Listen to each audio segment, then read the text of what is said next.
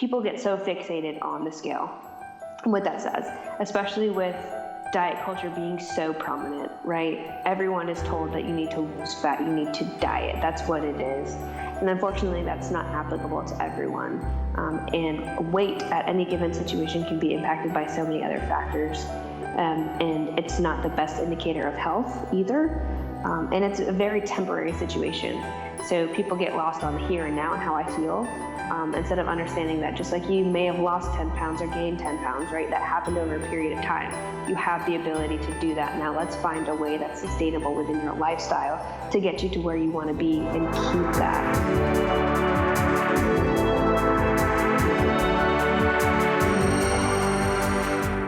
Welcome to the Manifested Wellbeing Podcast. I'm Leandro, your host. Today's guest is Kait Callahan, health coach and bikini competitor. Kait, thank you very much for being here today.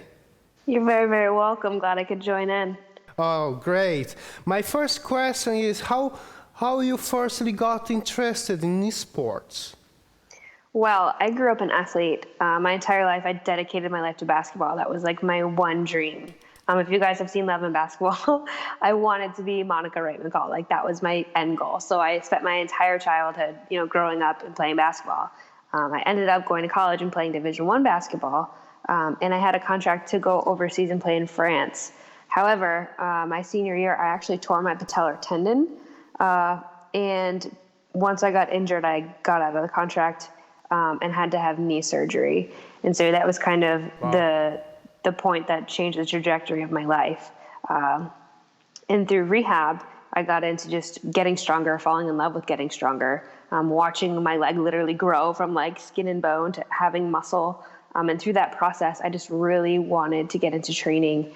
And I had a friend, I'm from Vermont, so like bodybuilding in, 2016 was not like a popular thing.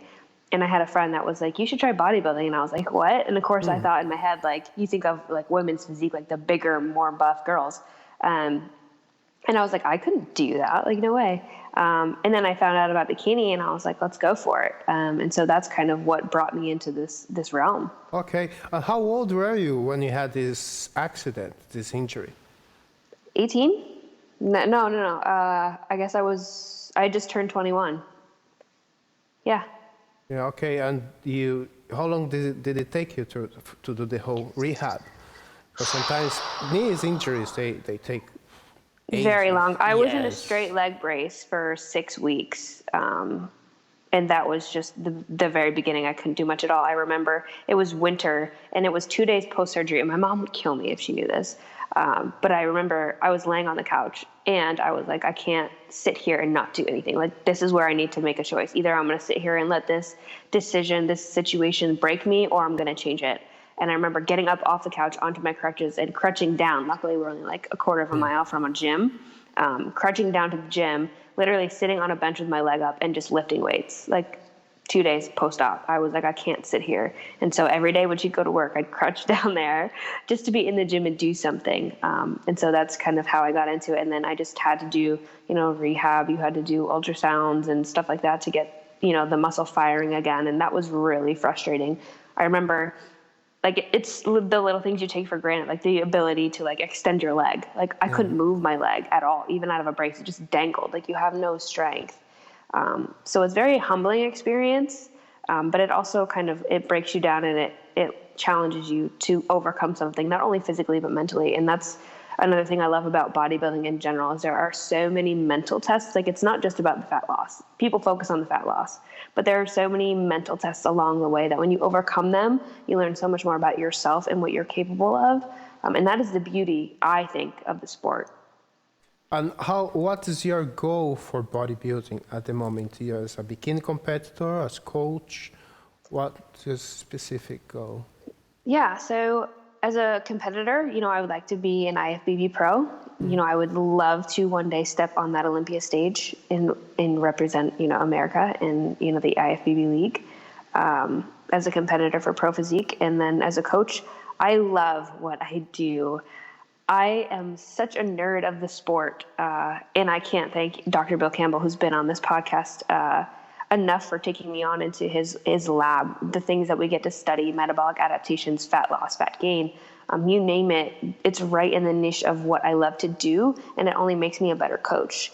I find that, we have bro science, we have evidence-based practice, and as a coach, you're kind of in the middle, right? We have suggested things through bro science, but the science to come behind that is always following. It's never in the forefront. So you take kind of anecdote, and then you take what we can find by research, which has limitations within itself. But applying that to my coaching avenue, I just want to help people find the sustainability in their fat loss, right? We don't have trouble losing weight. We have trouble keeping it off long term. If you look at fat loss and fat gain studies, we see that most people gain it back within 2 to 5 years, if not more. And so as a coach, I just want to make people look at the long term and keep perspective. People get so fixated on the scale and what that says, especially with diet culture being so prominent, right? Everyone is told that you need to lose fat, you need to diet. That's what it is. And unfortunately, that's not applicable to everyone. And weight at any given situation can be impacted by so many other factors. And it's not the best indicator of health either. And it's a very temporary situation. So people get lost on the here and now and how I feel, instead of understanding that just like you may have lost 10 pounds or gained 10 pounds, right? That happened over a period of time. You have the ability to do that. Now let's find a way that's sustainable within your lifestyle to get you to where you want to be and keep that. Wonderful. Tell me a little bit about your work with Dr. Campbell. So I am going to be a second-year master's student in his lab. We did a very big glute study on female fatigue and volume last year, and this fall we'll be doing a very large study on diet breaks. So we're running a pilot of that now during the summer. I'm one of his health coaches, so I have a couple people that are involved in the study that check in every week, submit their nutrition logs, and that we're monitoring through this as a pilot in order to orient, the fall study when we take on more people and have more hands-on, the outline, the guidelines that we'll be using for that study. And again, and then in the spring, we'll be doing some rapid fat loss studies, which we're kind of playing with ideas for now, but we won't know until we get the entire research group together and we decide what it is that we really want to focus on. But the research that we do is just very cool. It's so cool to be a part of, just understanding what goes on, the physiological, the metabolic adaptations that occur when we diet and how sensitive the body really is, but also how resilient it is. Through all the things that we put it through, we see a lot more, it's capable of, and it's smarter than we think. And we try to outsmart the body, but it always has so many checks and balances and different systems that you can't manipulate all of them. And that's why there are so many questions that we don't have answers to. But the biggest lesson I've learned from him and from Dr. Buckner, who I also work closely with, is question everything. Even the things that you are told that question it, ask why. Look at the literature and look at the research and poke holes and try to find gaps because, like I said, research has limitations and there are so many things that are assumed when performing any type of research or using any type of measure. And so looking at each data point objectively and seeing the flaw maybe in the design or the outcome or what it's really applicable to, I find very interesting, and I try to, to challenge my own biases. If I can argue the other side or look at it differently, I try to do that for sure. And the conversations that we have within the research group and the ideas that we develop, each of them are challenging, and each of them are poking holes, and each of them are questioning everything.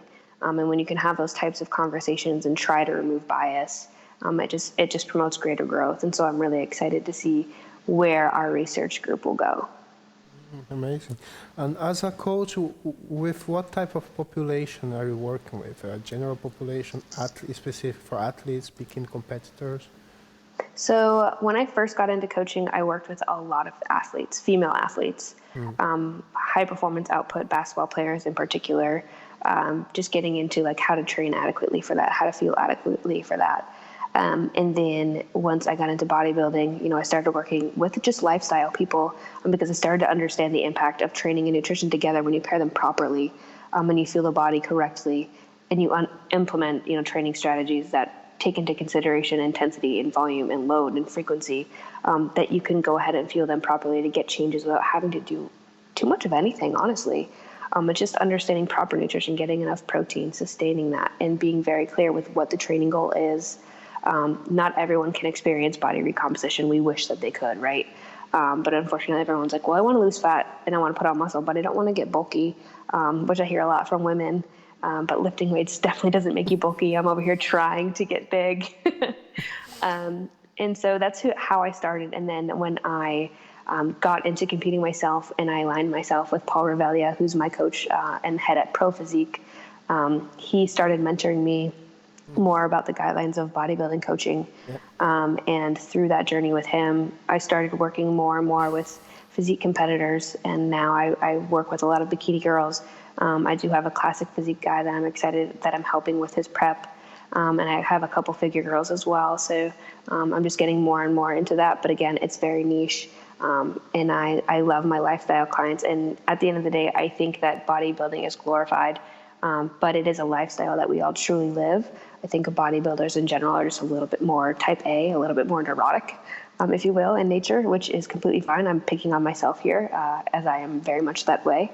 But, it's still applicable. The principles are still applicable, right?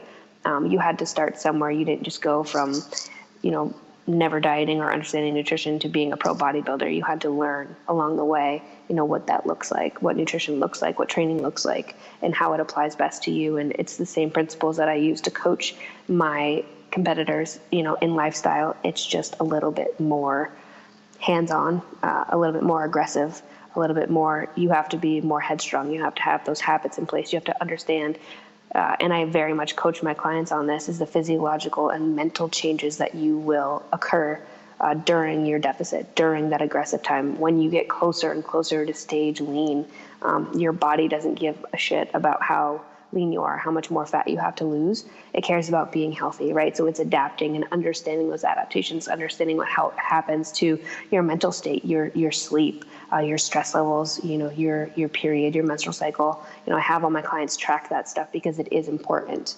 And so again, it's just the same principles being applied and then really dialing them in and paying more and more attention and getting more and more data, being more and more data driven as to the adjustments that I make with my prep clients and such. Wonderful. Can you tell me about, as a bikini competitor, if you're coaching, if you're competing, I would like to understand from you what's the structured nutrition plan that you would use for a person, pre-competition, post-competition. What would be the process? Oh, that's so individualized because everyone starts in a different place and everybody responds to different macronutrient distributions, different ratios. Some people respond really well to refeeds, some people do not. Some people need a diet break, some people don't. Some people respond super well to cardio. Some people don't, and they need an aggressive deficit. Some people, you can't get their carbs, very high in a refeed. They just hold water. You can't fill them out or linearly load them into a show because they just start to hold water. Some people fat load very well as far as body composition is concerned. They take fats better on refeeds than they do carbs. And so it's just very individual, right? The goal in general with any type of fat loss is creating a deficit. My goal is always to retain as much muscle and support that, keep calories as high as possible. So I would rather, especially towards the end, have someone eating more food while doing more work. Again, and more energy sources might provide for better cardiovascular work, more energy to get through those. Whereas if you're just dieted, and then you have extreme amounts of cardio, we see a lot of water retention, a lot of stress. You're starting to compromise muscle retention, and things like that. So my protocols usually are to keep, food as high as possible and, let them know that it's going to take some time. If we have to get cardio high, then we're going to have to do that. And I always ask my clients how they're feeling and what they want to do because motivation plays a huge factor in the outcome. Are you ready to push? Are you ready to kick it up a notch? And most of my competitors are like, hell yes, I'll do whatever it takes, right? Most of us would eat dirt if you told us to. That's just how we are as far as being type A and neurotic with these goal settings. But that also comes to show how important the reverse is on the outside. Coming out of the competition, I always have that conversation going into peak week. This is what we're going to be looking at post-show. This is the game plan and the strategy that we need to have in place because a lot of people, unfortunately, are left after the show. I know a lot of coaches ghost people. I get a lot of clients from coaches like that, and it's very unfortunate because the body is so sensitive. They're very food-focused. their hunger, they're insatiable. And those are all, again, normal adaptations that occur with dieting. I want to make that very clear. When you're dieting for a contest prep, it is normal for those things to happen. That is the body adapting. It's not that your metabolism is broken. It's not that you are, broken or something and you're just going to be broken forever, right? These are adaptations that we can reverse out of, but paying attention to those types of things is super important. There's been studies, and I've talked with Dr. Campbell about this, about how important it is to regain your lean body mass that you were at in order for hunger signaling to come back to a normal, where your leptin and ghrelin are secreting, normally to let you know about hunger and satiety, right? So reversing out of it, keeping training and increasing food enough, but not too quickly, because your body's also primed to store body fat. And we've seen body fat overshooting, and there are studies on this that support that idea as well. So guiding someone, not only into the show in the healthiest way that you can, letting them know that the adaptations and the things that they're experiencing are normal. And if they're not, as a coach, it is your responsibility to get them to a PCP and get their input, obviously. We're not health professionals. We are professionals in what we do, but health also has to be monitored. Again, and that's a big reason why I have my female competitors monitor their menstrual cycle, right? It's normal for women to get low enough to where they're losing it. But in the reverse, now the goal has to be, do we get it back? When do we get it back? Now in this point in amenorrhea, how predominant it is most of females would lose their cycle, or what would be the proportion of people, and how long would it last after the competition, after regaining weight and after regaining body fat? This is such a great question. And this is actually a study that I really wanted to do a case series on, because everyone's response is different. So things that seem to play a factor are, have they dieted before? Have they done a show before, right? Newbies usually don't, especially at the regional level, right? There's different levels of leanness required per the level that you achieve in the sport. So for the regional level, most girls hold more body fat. Therefore, most of them don't necessarily lose their cycle. Now, leveling up and getting to the national stage, you have to be conditioned. And getting to that level of leanness, most females lose their cycle. Not all of them, but most of them do. And again, I would assume at the pro level that they do that same situation, reversing out of it and getting your menstrual cycle back. It seems that you need to be in a surplus, at least as long as you were dieting. So people think of off season as, I started reversing, so I've been in off season for 6 months. Well, 3 of those months, you're actually just getting back to baseline, right? We're just getting back healthy. We're getting back to your normal body fat. So you've really only been in 3 months when, you think you've been in 6. And I think people don't account for that because it does play a huge role, not only in just getting healthy as a baseline, but we see people trying to diet and not getting a response. And that's because they haven't achieved the reverse of the metabolic adaptations that they concurred during dieting, right? There's a time and a place for it, especially to get that aggressive in your fat loss. So making sure that you take a long enough time off. And for menstrual cycles, it could be as long, it could be longer. It really just depends on the person and what it is that's fueling their menstrual cycle. Getting enough carbohydrates and fats in the system for sure. Making sure that they're equating, their normal calories, getting them back up to a healthy place. I like to see them, 16 times their body weight. That's a good place for me for maintenance. If more, that's great. But at a baseline, I'd like to see that in someone's off season. That's great. Now, how about you? What are your plans about competing in the near future? Yeah, so I actually just finalized my plans for competing. So my last show was November of last year, and I will not start dieting in any way, shape, or form until after the holidays this year. So I want to take a full year of just kind of eating in a surplus, training hard. That being said, it will be perfect timing for the rapid fat loss series that we'll be doing for Dr. Campbell's lab. So we've kind of discussed how I would want to jumpstart my prep and get some data on that. And we're also keeping my reverse data, and we have my prep data from last year. So we've got kind of a case going, so I can kind of monitor what's going on with like my lean body mass, my resting metabolic rate relative to my calories, stuff like that. So I can't discuss that study, but what I can say is that I'm looking to prep at the beginning or very, very end of this year is when we will start my prep for next year. Okay. Year-round, how many competitions, because I don't have much information about the U.S. Bikini competitions, how many competitions you have around the year? And as a competitor, how many times do they compete throughout the year? 3 times, 4 times? How are the seasons over there?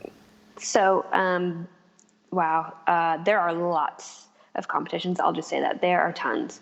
Yeah. There are fewer national level shows, but they're all well known. They're all well planned out and scheduled. So, if the competitor is working with a coach that cares about their health, they will plan to have shows very close together. So we get that lean, we get to the stage, we compete, we bring the best, we improve each and every time. But we're not dragging it out across the year. So mind you, shows start in March and they go all the way to December. So someone could potentially compete all year. That is not what I would ever advise anyone. So for example, myself, my plans are to go ahead and get on the stage at the end of May, shoot for the national shows in June and July at the latest. And then reevaluate based on the outcome of that situation for me. So I do the same. I just had a competitor compete at her first regional show. She got nationally qualified. We'll be doing another show in 3 weeks. So it's just kind of keeping them as close together as you possibly can. If you do have to drag it out, I highly suggest taking a diet break, increasing their calories, allowing them to kind of fume through those. Again, the body is sensitive, but it also is going to feel that if you stay on top of your cardio when you're training, your body will burn through it. So it's just important to pay attention to those things. And I also monitor, during that diet break, how fast we're increasing calories, how high they're getting, how the body's responding, because you do know that you have the potential to diet them down again. And you want to make sure that they're going to respond. So just monitoring all that stuff. And like I said, I'm kind of a nerd. I get as much data on that person as possible when it comes to all things, training, bowel movements, menstrual cycle, grams of carbs, fats, proteins. Did they do their cardio? How long was it? What was in the intensity and the duration of that cardio? What their weight is every day. What does the trend look like? So all of those things matter. Are they, pooping regularly? Like little things like that. What is their fiber, their sodium, their water? So the more data I can get on that person, the better the picture that I have of what's going on with them. And the better I can monitor them, whether it's they're continuing to diet and then they're getting out, or they're going to diet. We got to take a break here and wait for this show. This is the best game plan. So, and again, planning those shows out, especially at the national level, is going to depend on feedback from the judges. So getting that feedback, and then making the adjustments necessary to make them more successful the next time they step on that stage. Wonderful. To finalize, would you like to talk about any other project you're working on? Anything else you would like to discuss? Website you have, Instagram account, anything you want to share with us? Yeah, if you guys wanted to follow me, I am on Instagram at Kait and Michelle, KaitAnnMichelle. I am also on YouTube at the same name, so you guys can check me out there. I do a lot of talks about the research that we have going on at USF, the stuff that I have going on with my own prep, dieting, things that people just don't know, trying to spread the knowledge in sustainable fat loss. So those are kind of my handles and where I'm present the most. And then, of course, you can follow Dr. Bill Campbell, who posts all of our research. We'll be having new published studies coming out this year, so definitely pay attention to that stuff. That's wonderful. And to finish, I would like to ask you a few rapid-fire questions. Okay. Okay. What is your favorite book? My favorite book? So to read for knowledge or to read for discuss? You choose. Okay. The best book I've ever read is It Ends With Us, and it's a suspense romance novel. So if you're not into that stuff, don't read it. But it was very well written. I loved it. Why you like it? It was just you had to keep turning the pages. You didn't know what was going to happen, and then it just got messy, and you're like, what's the outcome? And there's a lot of drama and just suspense, and I like that stuff. Something that keeps me wondering what's going to happen on the next page, which not all books are capable of, by the way.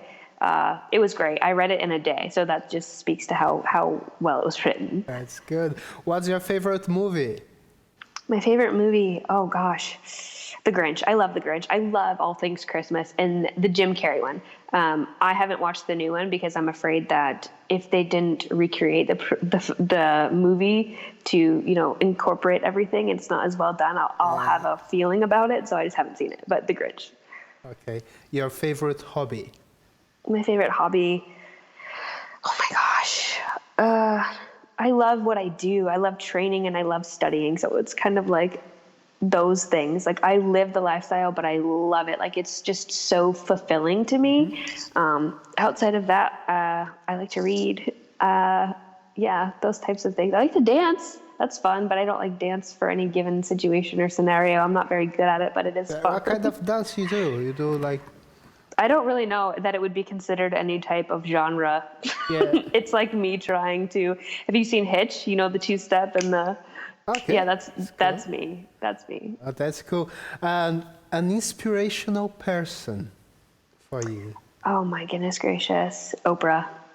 Why? She is just her message, the things that she goes through, the way that she gives to people. Like, I want my message to be able to impact as many people. You know, I think that that's so inspiring, and everyone's niche is different, right? Her and I definitely don't have the same niche, but you know, if I could spread knowledge and impact lives the way that she did, and she does, and she continues to, and to give back, you know, that is my long-term goal. I want to leave some impact on people, you know, whether it's that I know about it or not.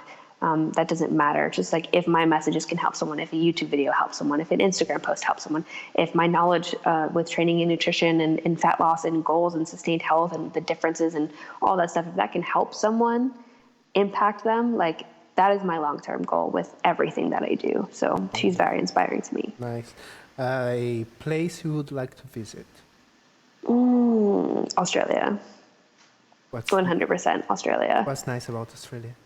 I don't know. It's hot and everyone has like cool accents and just everyone talks about it like it's the most beautiful place ever. So I'm like, yes, I need to go. Wonderful. And to finish, a meaningful life for me is...